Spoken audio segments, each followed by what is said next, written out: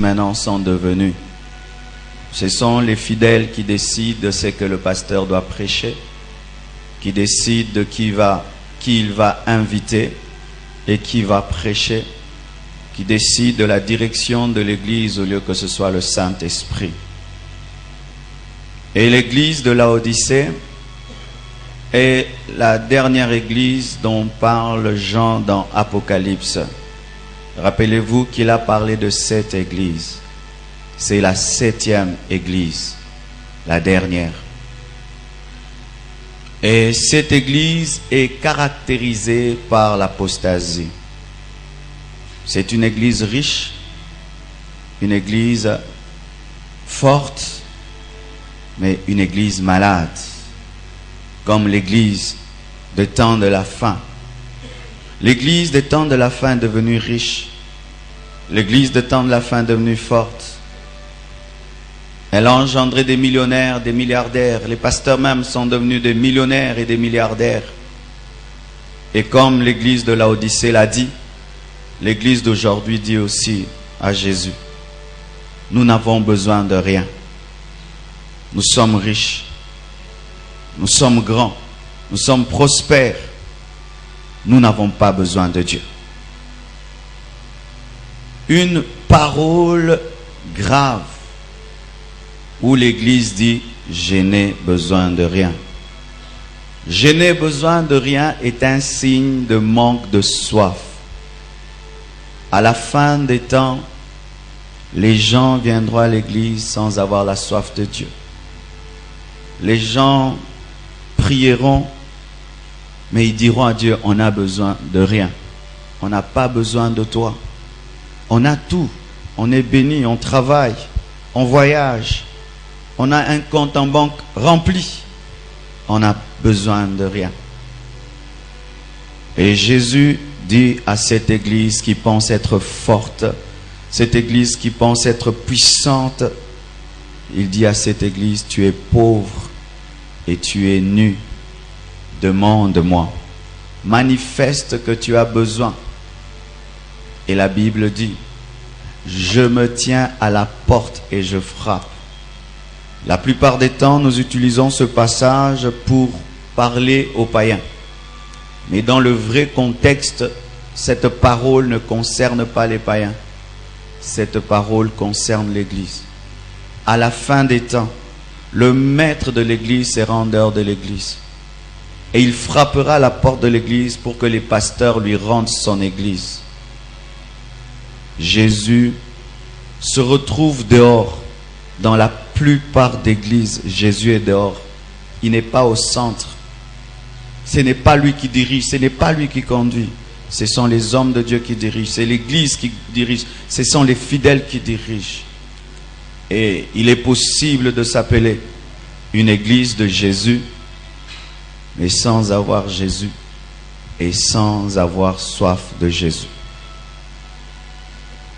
La plus grande maladie de l'Église de Laodicée n'était pas la tiédeur. Parce que la Bible dit, tu n'es ni chaud ni froid. C'était une Église qui n'aime pas Dieu, qui n'aime pas le monde, qui aime les choses de Dieu et les choses du monde. Mais la vraie cause de la tiédeur de l'Église de Laodicée, c'était le manque de soif. C'est une Église qui a perdu la soif de Dieu. Une Église qui a cessé d'aimer Dieu. Une Église qui a cessé de rechercher Dieu. Et quand l'Église cesse d'avoir soif de Dieu, de chercher Dieu, qu'on le veuille ou pas, la compromission entre, le péché entre, la tiédeur entre. C'est pourquoi, Église Compassion, ce matin, le Seigneur m'a dit de vous parler de la soif. Parce que cette année, nous allons devenir une très grande Église. Mais nous risquons d'oublier l'essentiel. Nous risquons d'oublier l'essentiel. La soif de Dieu. Et la soif vient du mot grec dipsao. Dipsao veut dire la carence de ce qui est vital, l'absence de ce qui fait vivre. Lorsque quelqu'un ressent en lui l'absence de ce qui fait vivre, il a soif. Alléluia. Et la soif, spirituellement, c'est la sensation de l'absence de Dieu. C'est quand tu sens dans ta vie que j'ai besoin de Dieu, que c'est Dieu qui me fait vivre. C'est la parole de Dieu qu'il me faut. Je n'ai pas l'onction que je devrais avoir. Je n'ai pas l'intimité avec Dieu que je devrais avoir. Je n'ai pas la vie chrétienne que je devrais avoir. Je n'ai pas la vraie dimension que je devais avoir. La vie que je mène, ce n'est pas celle que j'aime. Je ne suis pas satisfait de ce que je suis. Même si je mange, même si j'ai une voiture, une maison, mais au-dedans de moi, il y a quelque chose de plus vital. La parole de Dieu. La présence de Dieu. L'onction de Dieu. L'intimité avec Dieu. Bien-aimés frères, dans le domaine physique, ce qui est vital, c'est manger et boire. Quand l'homme ne mange pas et il fait beaucoup de temps sans boire, il meurt. Mais dans le domaine spirituel, dans le domaine de l'église, ce qui est vital, c'est Jésus. C'est Jésus. Église, il te faut Jésus d'abord. Pas d'abord les maisons, pas d'abord les voitures, pas d'abord les mariages, pas d'abord le succès, pas d'abord la gloire, pas d'abord ces choses. Je dis pas d'abord ces choses, pas d'abord ces choses. On te les a prêchées, on te les a annoncées, on te les a tellement prophétisées que tu commences à croire que c'est ce qui est vital. Le mariage n'est pas vital, le succès n'est pas vital, la gloire n'est pas vitale. C'est Jésus qui est vital. C'est Jésus qui est vital. On peut devenir une église grande en vitre, moquette. Si Jésus n'est pas là, nous sommes morts. Nous sommes morts. Tu peux avoir une villa. S'il n'y a pas de la présence de Dieu dans ta villa n'est qu'un cercueil. Tu peux avoir une voiture. Si la présence de Dieu n'est pas dans ta voiture n'est qu'un cercueil. Tu peux avoir un mariage. Si Jésus n'est pas dans ton mariage n'est rien. C'est pourquoi il dit, je me tiens à la porte. Dans votre richesse, moi je suis dehors. Dans votre gloire, je suis dehors. Vous vous êtes enrichis, mais je suis dehors. Et je frappe et je veux revenir. Plus le temps passera, plus les gens ne sauront même pas pourquoi ils viennent à l'église. Ils ne sauront plus pourquoi ils viennent à l'église. Parce que Jésus ne sera plus dans les églises. Une sérieuse maladie de l'église actuelle. Et écoutez ceci. La soif est une force qui te permet de prendre ce qui est au dehors de toi et de l'amener en toi. Un homme qui a très soif peut prendre 5 litres d'eau. Et celui qui n'a pas soif peut se contenter d'un verre d'eau. C'est sa soif qui lui permet d'absorber. Si tu as très soif ce matin, Dieu te donnera beaucoup. Et si tu n'as pas soif, Dieu ne te donnera rien. C'est ta soif qui va déterminer ce qui va entrer en toi. Ainsi, il peut y avoir beaucoup d'onction et de puissance. Si tu n'as pas soif, tu prendras rien. Mais si tu as très soif, tu prendras tout. Quel est le degré de ta soif ce matin? Lorsque tu as quitté chez toi la maison, qu'est-ce qui t'a motivé? La femme à la perte de sang est sortie de sa maison avec une soif. La soif de toucher le pan de la robe de Jésus et d'être guéri. D'autres sont sortis sans soif. Tous ont touché le corps de Jésus, mais tous n'avaient pas le même résultat. Elle qui avait la soif, la puissance est sortie de Christ, est entrée en elle. Mais les autres n'avaient pas la soif. Ils le touchaient comme s'il était un homme ordinaire. Là où il n'y a pas la soif, Dieu est ordinaire. Mais là où il y a la soif, Dieu est extraordinaire. C'est ainsi, frères, que là, Dieu peut agir, là, il n'agit pas, là, il agit, il n'agit pas. Parce que là, on a soif et là, on n'a pas soif. Mon frère, ce matin, es-tu venu à l'église comme un religieux? Je vais à l'église comme quand on était des catholiques, on allait seulement dimanche à l'église, on ne comprenait même pas qu'est-ce qu'on allait y faire. Est-ce que tu es venu avec une soif ce matin? Est-ce qu'au-dedans de toi, il y a un feu qui brûle? Quand tu lis la Bible, ça te fait quoi? Quand tu lis la vie d'Ézéchiel, ça te fait quoi? Quand tu lis la vie de Paul, ça te fait quoi? Quand tu peux lire dans la Bible qu'un homme comme toi, Étienne, pouvait ressembler à un ange, ça te fait quoi? Quand tu lis dans la Bible une femme comme Marie de Magdala pouvait aimer Jésus jusqu'au bout, ça te fait quoi? Quand tu regardes ta vie et tu lis les Écritures et tu vois cet écart entre les Écritures et ta vie, ça te fait quoi? Si tu es normal, tu vas crier dans ton esprit. Et chaque jour que tu viendras à l'église, tu ne viendras pas comme n'importe qui. Tu viendras avec soif de devenir ce que tu as toujours lu. Beaucoup de soif, beaucoup d'absorption. Peu de soif, peu d'absorption. On peut dire recevez. Celui qui a soif, il reçoit. Mais celui qui n'a pas soif, il ne reçoit rien. Des fois, nous sommes comme des canards sur lesquels on verse de l'eau ou de l'huile. Mais l'huile n'est là que superficiellement. Dieu te demande de devenir un chiffon qui est capable d'aspirer l'huile. La soif te permet de prendre une dimension qui t'est extérieure et de l'amener à l'intérieur.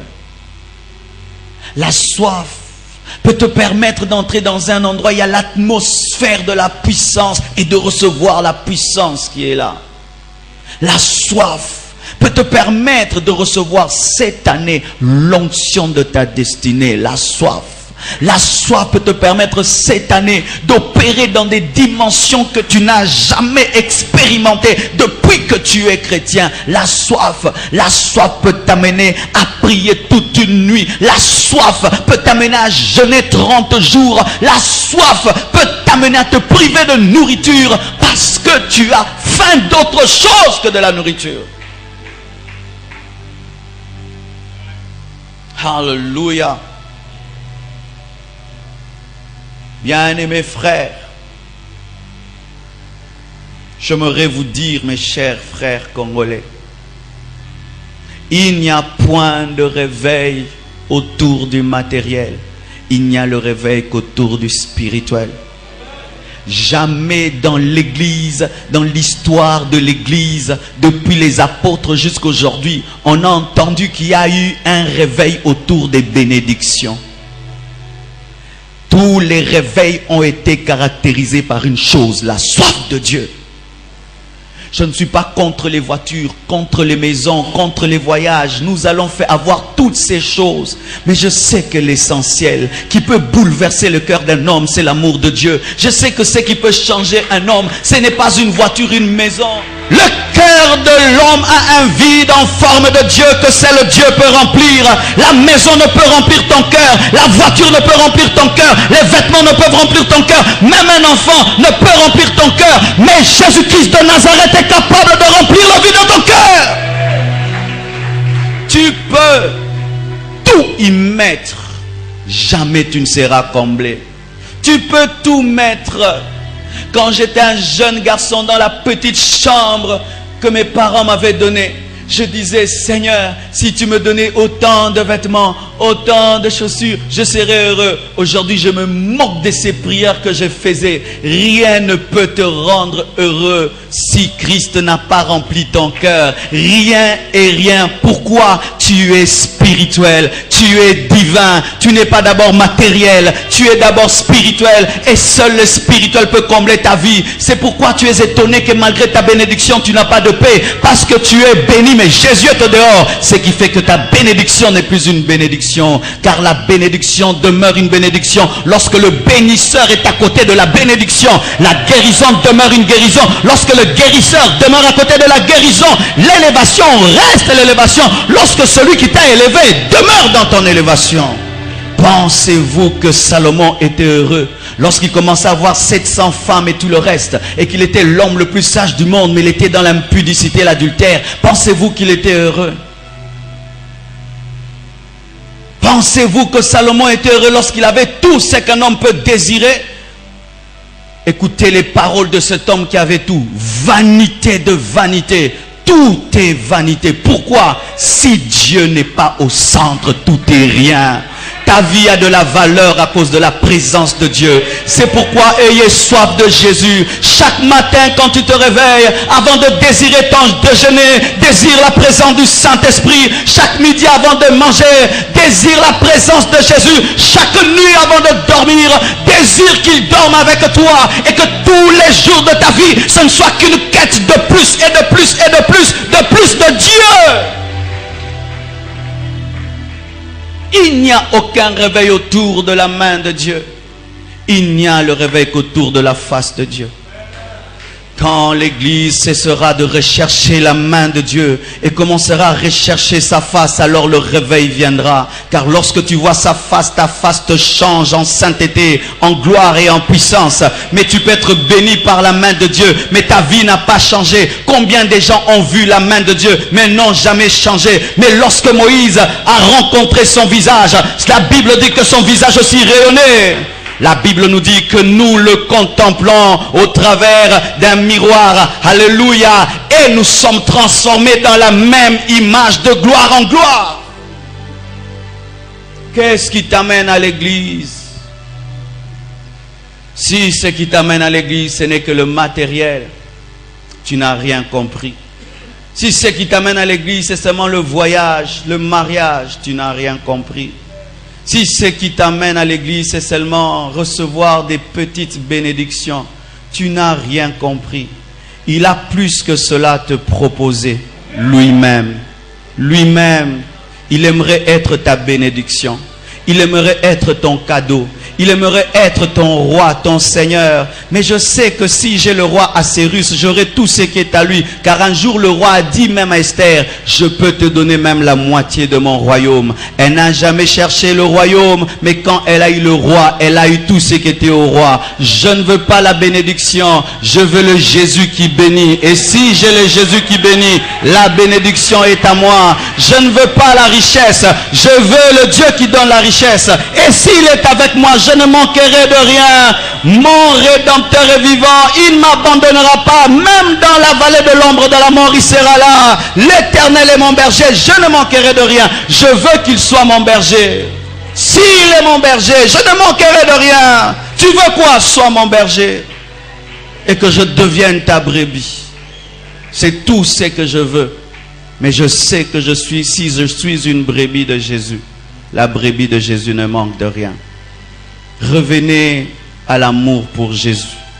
Tombez amoureux à nouveau du Jésus que vous avez aimé il y a longtemps. Et si même tu es là ce matin et tu ne connais même pas ce Jésus, pendant que je prêche, pleure dans ton cœur, Jésus, je veux te connaître comme si tu étais une personne. Il est une personne que tu peux aimer comme une personne que tu vois. Il peut devenir tellement réel pour toi que tout ce qui est autour de toi n'est plus réel, perd son sens. C'est pourquoi Paul dit qu'à cause de l'excellence de la connaissance de Christ, il considère toutes choses comme de la boue. Christ était tellement réel pour Paul que rien n'avait de la valeur pour Paul. Il était prêt même à mourir pour Jésus. Pourquoi? Il était tout ce qu'il avait de précieux. Est-ce que Jésus est cela pour toi, mon frère?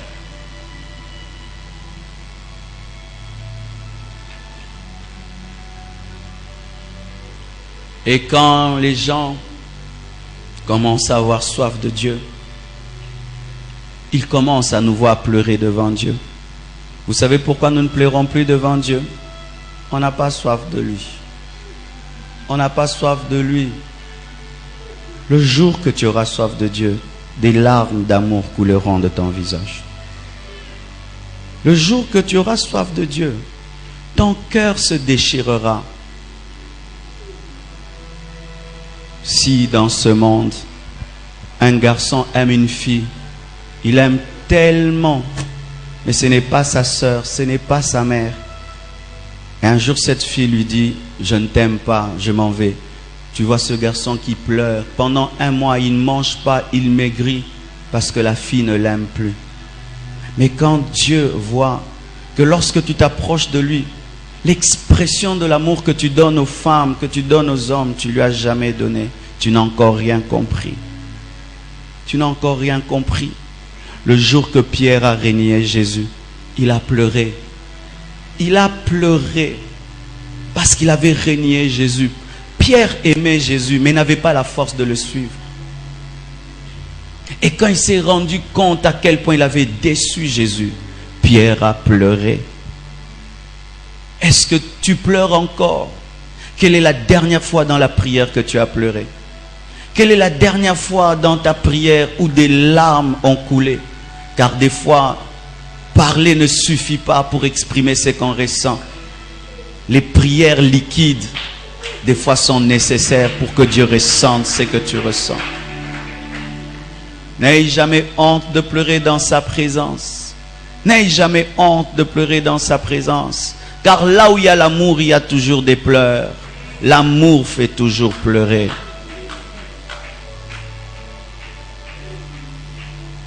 Là où il y a la soif, il y a l'audace. La Bible nous dit que la femme à la perte des sangs s'est approchée de Jésus jusqu'à toucher le pan de sa robe.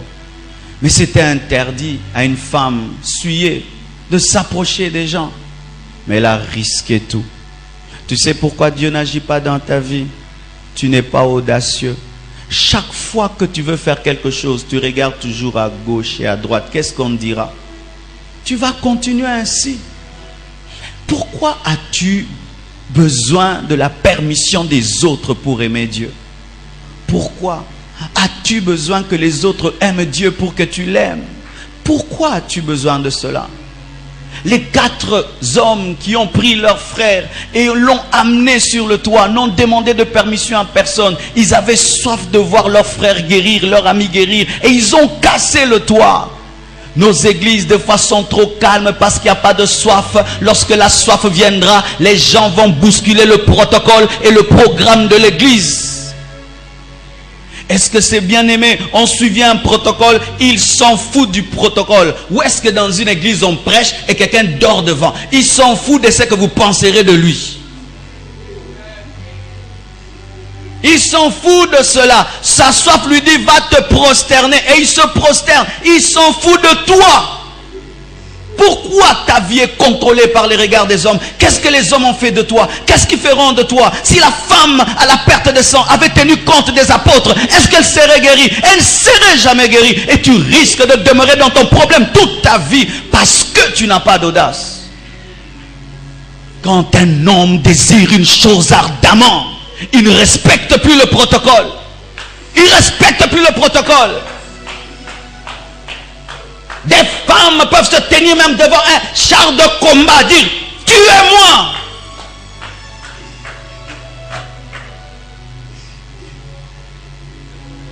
Tu n'es pas audacieux parce que tu n'as pas soif. Tu n'oses pas parce que tu n'as pas soif. Tu es trop calculateur parce que tu n'as pas soif. Le jour où tu auras soif, tu vas briser tes limites. Tu vas briser tes limites. Tu vas briser tes limites. Tu vas oser. Tu vas oser.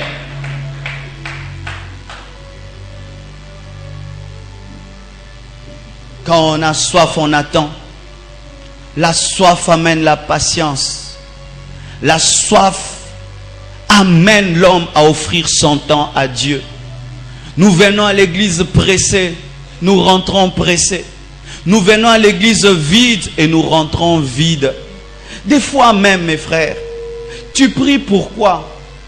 Tu pries pourquoi? Tu pries pour accomplir tes heures de prière ou tu pries pour rencontrer Dieu? Et si tu ne l'as pas encore rencontré, pourquoi tu arrêtes? Certaines personnes mangent jusqu'à se rassasier. Tant qu'elles ne sont pas rassasiées, elles mangent encore. Mais toi, quand tu pries, tu n'es pas encore rassasié, tu dis Amen. Pourquoi? Est-ce que Dieu dit Amen quand tu dis Amen? On peut suivre un match pendant 1 heure du temps, mais on ne peut pas prier 1 heure du temps. On peut suivre 2 matchs à la fois, mais on ne peut pas prier pendant 2 heures du temps. Tu es fidèle à la chane, je ne sais pas si chane, tous les jours, 2 heures, 2 heures. Mais est-ce que tu pries 2 heures, 2 heures?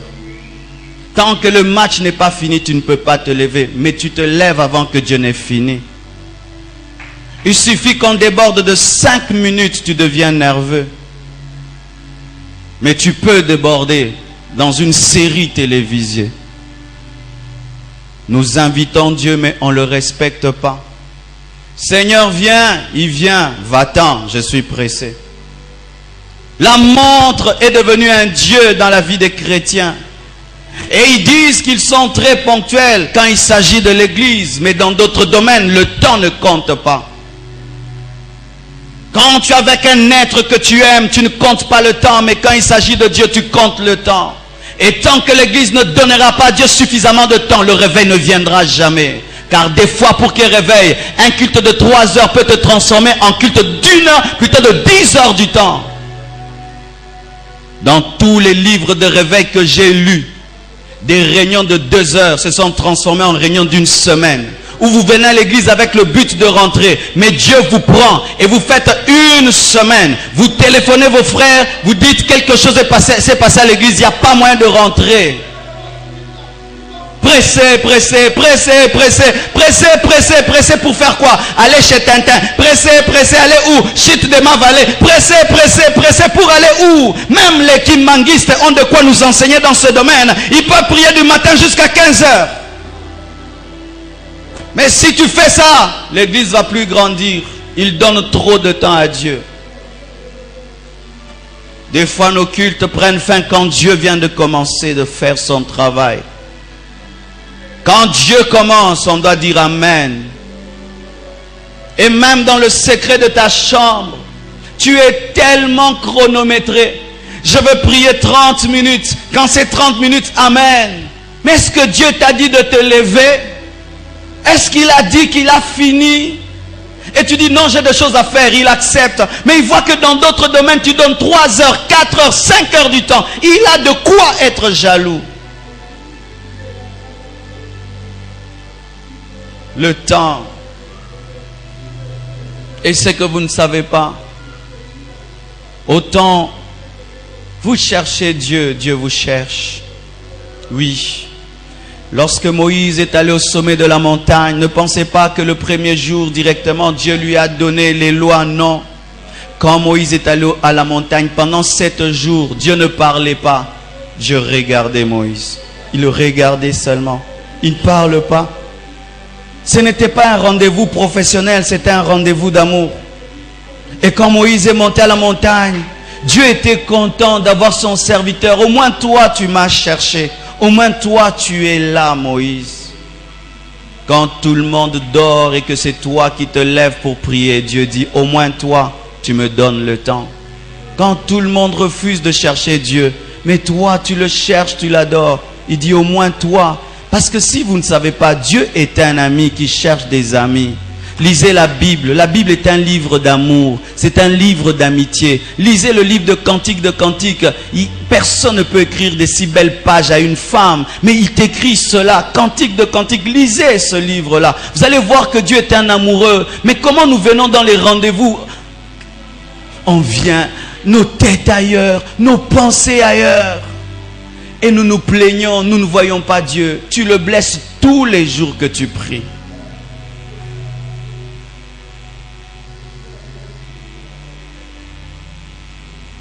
Lorsqu'on a soif, on est déterminé. Un homme qui a soif, rien ne l'arrête. Élisée avait soif. Il devait avoir le double de l'esprit d'Élie. Et alors, même si on pouvait l'arrêter, je veux le double. Il va partir, je veux le double. Il va te laisser, je veux le double. Arrête-toi là, je veux le double. Reste à Jéricho, je veux le double. Reste au Jourdain, je veux le double. Mon âme est vivante, ton âme est vivante, je ne te laisserai pas, je ne te laisserai pas, je veux le double. Tu lâches parce que tu n'as pas soif. Si vraiment tu avais soif de guérir les malades, tu jeûnerais jusqu'à ce que tu les guérisses. Si tu avais soif d'entendre la voix de Dieu, tu jeûneras jusqu'à ce que tu vas entendre sa voix. Si réellement tu avais soif de cette chose que tu demandes, tu ne lâcheras jamais, jamais, jamais et jamais. Tu seras prêt à mourir dans la présence de Dieu, mais jamais tu ne lâches. Je ne t'abandonnerai pas, Élie, jusqu'à ce que j'aurai le double. Es-tu déterminé? Es-tu déterminé? Tu es déjà fatigué dans la vie chrétienne, fatigué. Tu commences même à penser à abandonner Dieu. Si cette année il n'agit pas, j'abandonne. Un homme qui a soif ne dit jamais ça. Je n'ai pas d'ultimatum à donner à Dieu. Je n'ai pas, je l'aime et je le suivrai jusqu'au bout. Et si je mourais sans avoir ce que j'ai demandé, je m'en fous. L'essentiel c'est d'aller au ciel. L'essentiel c'est d'aller au ciel. Celui qui a soif du ciel n'abandonne pas. Même si tous ses amis abandonnent, il persévère dans la vie chrétienne. Même si autour de lui, tout le monde est occupé à abandonner, il continue jusqu'au bout. Tu t'es converti pour voir le ciel. J'ai dit, tu t'es converti pour aller au ciel. Tu t'es converti pour aller au ciel. Même si les problèmes viennent dans l'église du Congo et qu'il y a des scandales à gauche et à droite, je garde mon focus parce que je ne me suis pas converti pour les églises, ni pour les pasteurs, ni pour les prophètes. Je me suis converti pour aller au ciel.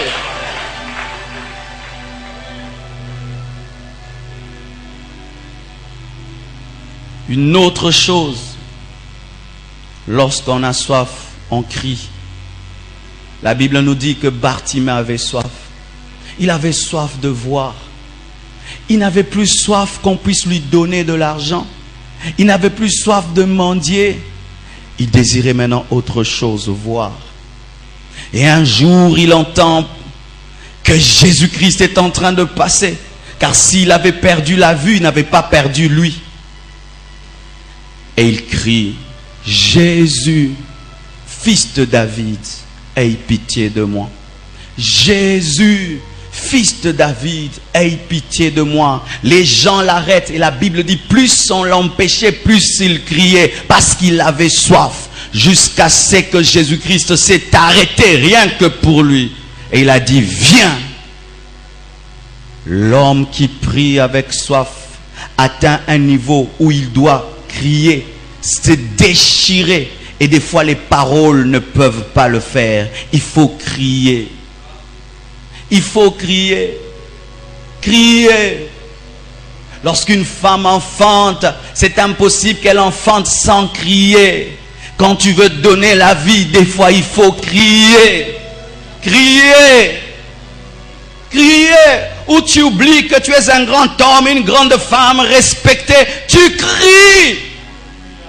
Tu cries à l'église, tu cries dans ta chambre. Seigneur! Tu cries. Je le veux, Seigneur. Je veux ça. Ça sort de tes entrailles du plus profond de toi. Et tu présentes ça comme une prière. Un cri. L'esprit peut t'amener à prier calmement. Mais des fois, il peut t'amener à crier. Car ce sera la seule manifestation de ta soif.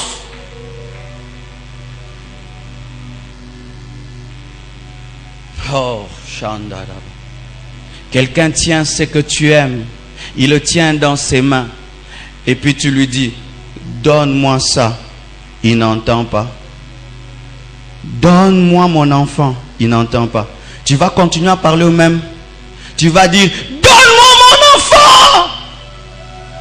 Mais quand vous priez, pourquoi vous priez toujours de la même manière? Vous êtes religieux. Jésus. Est-ce que Jésus ne savait pas que Bartimée ne voyait pas? Il le savait. Mais il voulait que Bartimée paye le prix de crier. Le cortège de Jésus ne s'arrête pas dans ta vie parce que tu pries toujours de la même manière. Le cortège de Jésus ne s'arrête pas dans ta vie parce que Dieu en a marre de tes prières monotones que tu lui donnes tous les jours comme la bouillie de bébé. Il sait d'avance comment tu prieras le matin, toujours aussi froid que d'habitude. Il sait comment tu vas prier la nuit, en train de dormir. Il sait déjà comment tu vas prier ce dimanche, un peu distrait, et il en a assez. Même nos enfants, quand tu lui donnes toujours la même nourriture, il dit quoi? Je ne veux plus manger ça. Même si c'est une bonne nourriture, je ne veux plus manger ça. Mais quelle est la nourriture que tu donnes à Jésus? Ça fait 5 ans. Les mêmes genres de prières, froides, monotones, répétitives.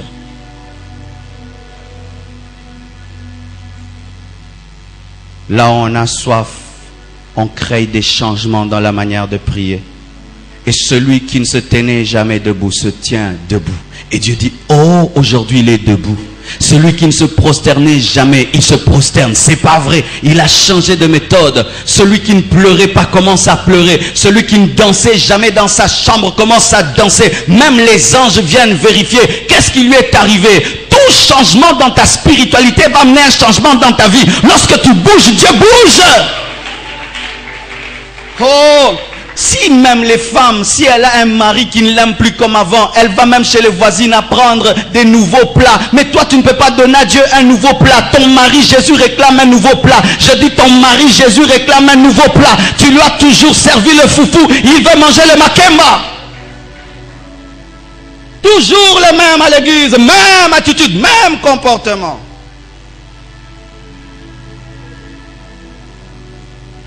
Et la soif amène la concentration. Quand tu veux une chose, tu regardes cette chose. Tu es concentré sur la chose. Des fois, je ne comprends pas comment est-ce que les tennismen jouent au niveau professionnel.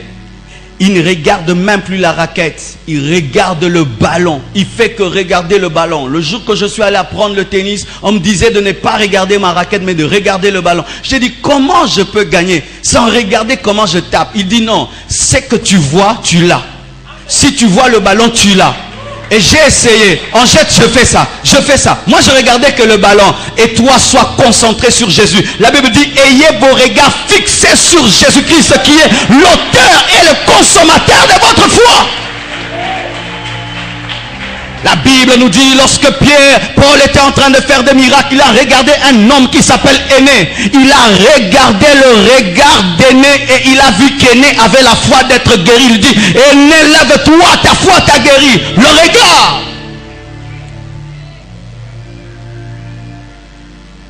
Quand un homme a soif, il est concentré.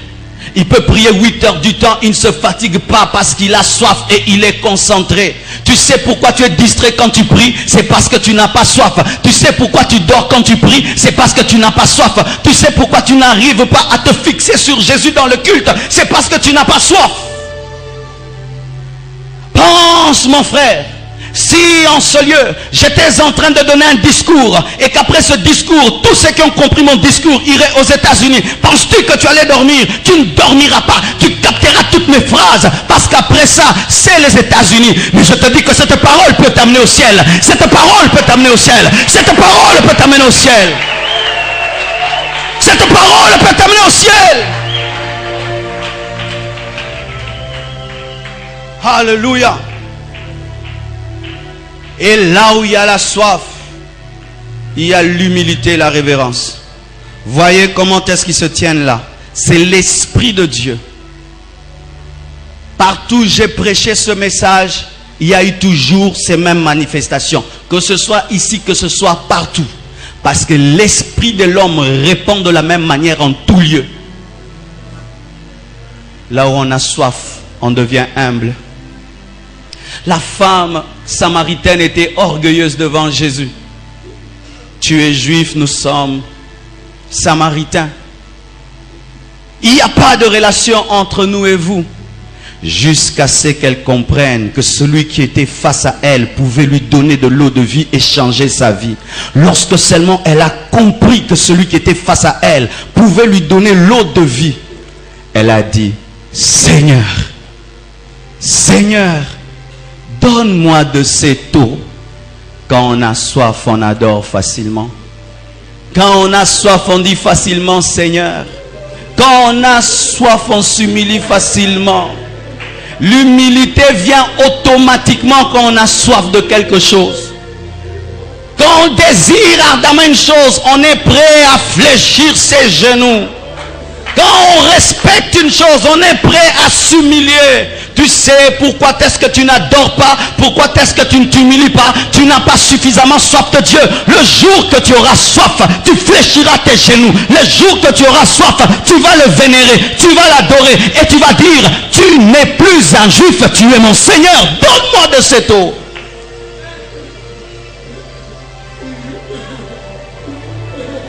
Père éternel, répands la soif afin que nous devenions des adorateurs qui t'adorent en esprit et en vérité. Seigneur, donne-nous la soif afin que nous devenions des vrais adorateurs qui t'adorent en esprit et en vérité. Donc que la femme samaritaine était orgueilleuse, elle ne pouvait avoir le secret de l'adoration. Les secrets de l'adoration lui étaient scellés parce qu'elle était orgueilleuse. Mais quand elle s'est humiliée, elle s'est rendue compte que celui qui était là était capable de donner l'eau de vie, que celui qui était là était capable de changer sa vie. Et la Bible nous dit qu'elle a jeté sa cruche. Pourquoi? Elle a compris qu'elle n'en avait plus besoin. Le puits de Jacob ne te désaltérera jamais. Le puits de Jacob ne te donnera jamais la paix. La religion ne peut jamais te désaltérer. C'est l'adoration en esprit. Jetez votre religion. Dieu n'a que faire. Ce n'est que le puits de Jacob. Adorez Dieu en esprit et en vérité.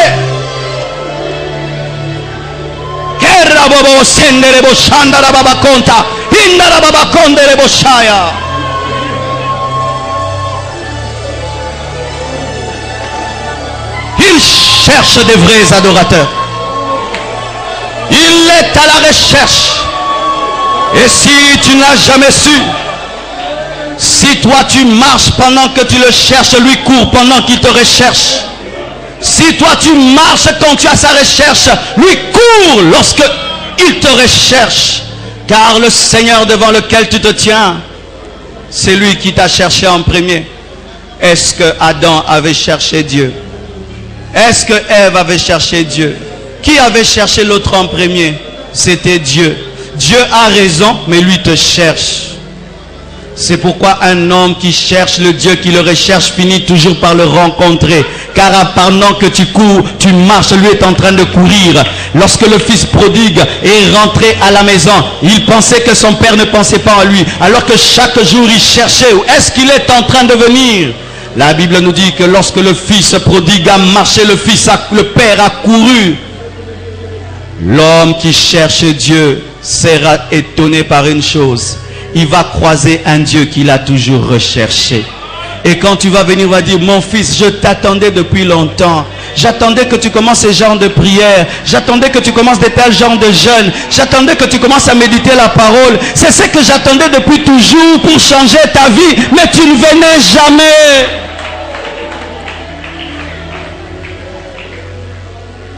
La Bible nous présente Dieu des fois comme un homme qui organise une fête. Il tue le veau gras, il met la nappe, il met les beaux verres et la bonne nourriture. Il envoie des invitations, mais tout le monde s'excuse. Tout le monde dit, j'ai à faire, j'ai à faire. Et il se retrouve là devant sa nourriture, personne pour la manger. Il se retrouve là devant sa table, il n'y a personne. Et il envoie ses serviteurs aller prendre même ceux qui ne sont pas invités, parce qu'ils ne supportent pas manger seuls. N'est-ce pas qu'il a dit que si j'entre, je mangerai avec toi, je souperai avec toi? Combien de fois il t'invite? Ce que tu ressens le matin quand tu te réveilles, c'est une invitation de Dieu.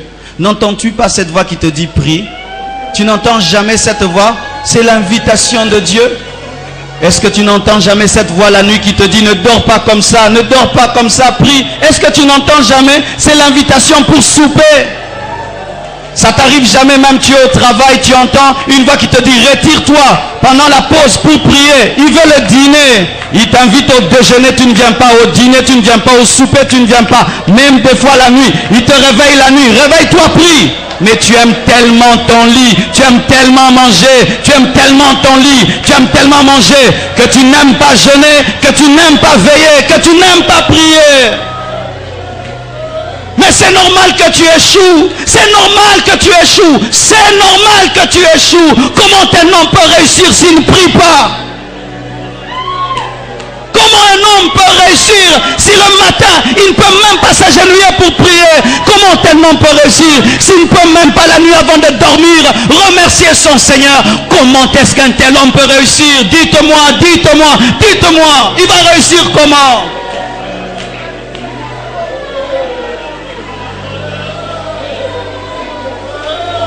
C'est de notre faute. C'est de notre faute. Lui, il a tout donné, il a tout fait. Il a fait la table, mais on ne mange pas. Les anges sont en train de chômer dans vos vies. Vous ne leur donnez pas le travail.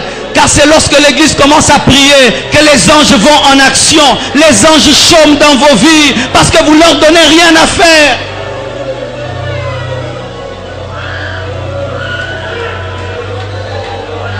Église, reviens à la soif. Église, reviens à la soif de Dieu. Église, reviens à Dieu. Église, l'heure de te repentir est arrivée.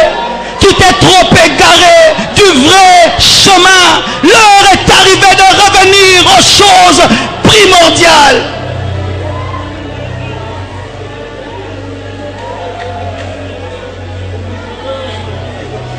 Je refuse de voir les autres avoir soif pendant que moi je suis distrait.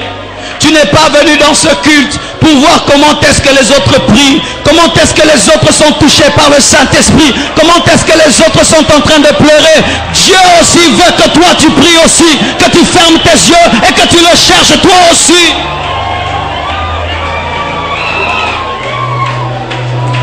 Toi aussi, tu es un homme créé à son image et à sa ressemblance. Toi aussi.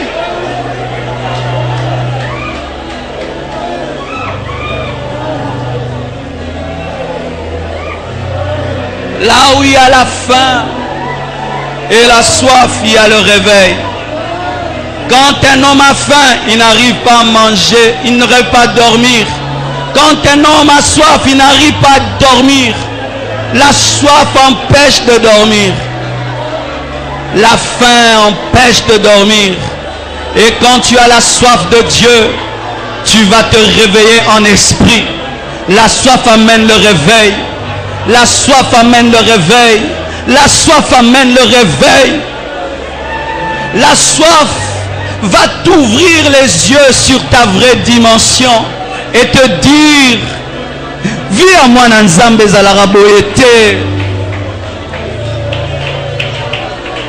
C'est ainsi qu'il y a des gens qui dorment et puis la nuit ils sursautent, ils disent j'ai faim. Et à 2h, 3h du matin, il mange parce qu'il a faim, il ne peut pas dormir. Tu sais pourquoi est-ce que tu dors spirituellement? C'est parce que tu n'as pas soif de Dieu, que tu peux comprendre le péché dans ta vie, que tu peux tolérer le monde dans ta vie. Le jour où la soif de Dieu viendra dans ta vie, tu vas dire finis cette vie.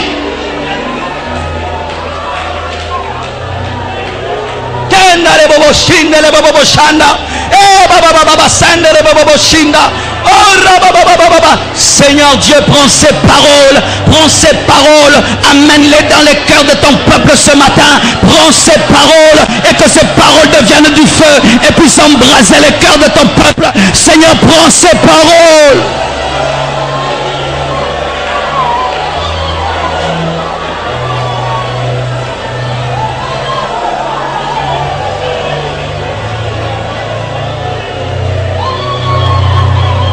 Alléluia. Alléluia. Oh, alléluia. Alléluia. Oh, fall again. Alléluia. Alléluia. Prie. J'arrête le message. Prie. Prie. Le Seigneur veut que tu l'adores. J'arrête le message. Je veux prêcher le reste plus tard. Le Seigneur veut que son Église l'adore. Que son Église puisse se répandre. Que l'Église puisse revenir à lui. Que l'Église puisse avoir à nouveau soif.